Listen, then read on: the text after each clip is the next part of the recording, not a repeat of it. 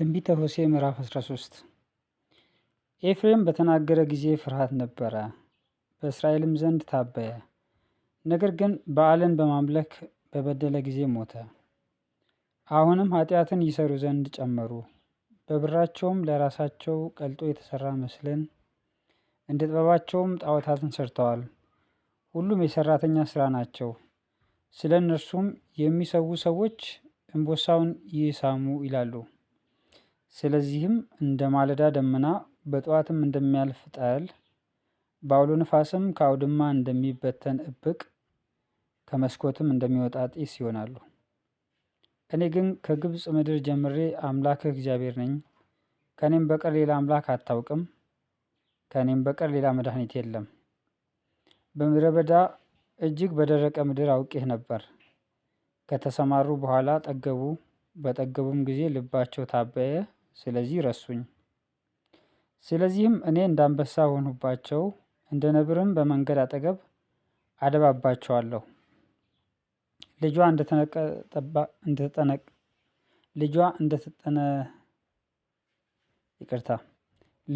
እንደ ተነጠቀባት ድብ እገጥማቸዋለሁ፣ የልባቸውንም ስብ እቀዳለሁ። በዚያም እንደ አንበሳ እበላቸዋለሁ፣ የምድረ በዳም አውሬ ይነጣጠቃቸዋል። እስራኤል ሆይ በእኔ በረዳት ላይ በመነሳትህ ጥፋትህ ነው። በየከተማ ሁሉ ያድንህ ዘንድ ንጉሥህ ወዴት አለ? ስለ እነርሱም ንጉሥንና አለቆችን ስጠኝ ብለህ የተናገርኸው መሳፍንቶቼ ወዴት አሉ? በቁጣዬ ንጉሥን ሰጠሁ፣ በመዓቴም ሻርሁት።